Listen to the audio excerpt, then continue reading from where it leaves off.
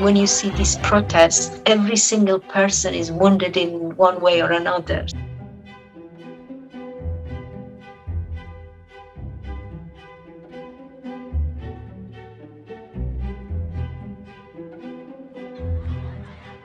Iran is witnessing a historic wave of anti-government protests led by women of all ages calling for freedom and change. In schools and on university campuses, young female activists are putting their lives on the line to challenge Iran's powerful leaders. But the women's movement in Iran is not new. It dates back to well over a century ago. This is Tahara Kurat al-Ain, a Baha'i activist killed in 1852 for her beliefs, for removing her veil during a conference and advocating for others to do the same. Today, her words still echo in the streets of Iran. Over the past few decades, restrictions on women's freedom in Iranian society have remained a heightened issue. Following the Islamic Revolution in 1979, several laws were introduced to control the behaviour of women in public spaces, including mandatory dress codes. Women could only work in certain fields, they lost their right to seek divorce, and could only travel with the permission of their father or husband. Ever since, women have been fighting to change these laws.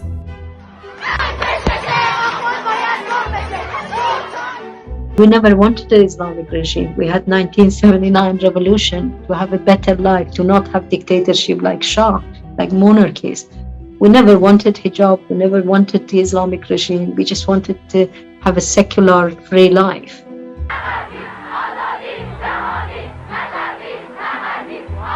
On International Women's Day, 8 March 1979, women filled the streets to protest against the new mandatory veil laws. They initially applied to female government employees, but a year later were expanded to cover all public spaces. The protests continued and were met with heavy crackdowns from authorities. Women always protested since 1979, and there were times that they took off their scarf, they even, protested, but it has never been like that, in that mass movement of women which sparked after the death of Mahsa Amini. The crackdown on Iran's women's movement continued, with hundreds of students and activists arrested and many others forced to flee the country. So the first time that I was arrested, I was around, I think 12, something like that, because that was the time that the school was shut and we were on the demonstration with people in my age and adults as well. We were on the demonstration. That's when they arrested us, and I was in prison, I believe something around 6 days, and then I was released. But then I started my activity from a very early age against the regime, against hijab, against the execution that was happening, against the suppression. And then I was arrested. I was in student movement, so I was arrested at the age of 16. And when I was arrested, many of other friends of mine were arrested. I think I've been in solitary confinement once for 7 months, once for 3 months, the other times for 1 month or 2 months.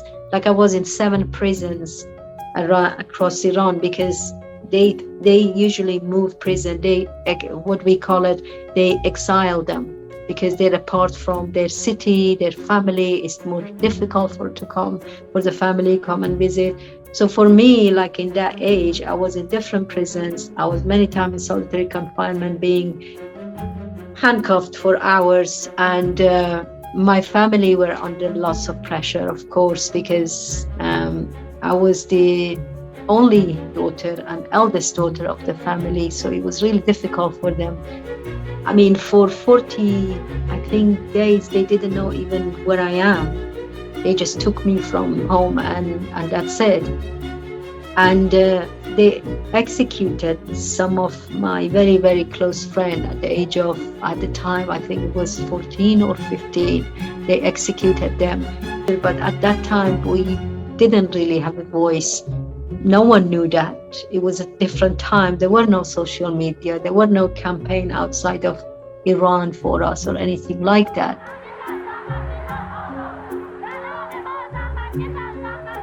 Social media offered activists an opportunity to share their stories with the world, offering rare insights into acts of disobedience in a country where traditional media outlets were heavily controlled. This is Vida Movahedi. In 2017, she stood in the middle of Tehran's Revolution Street, removed her headscarf and waved it above her head.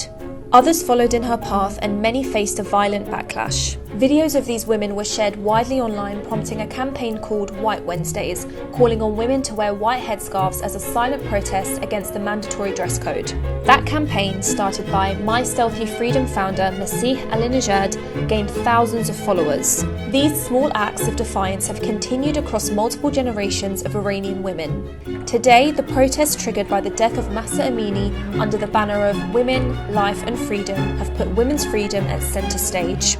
The fight for women's equality is very unifying because you have women in every part of the society. Even if they're rich, they're still suppressed by the law, because I believe misogyny under the Islamic regime has been legalized and is systematic, it's ideologic, it includes everyone. One of the most important part of it is that we women who've been suppressed for 43 years, they are taking the lead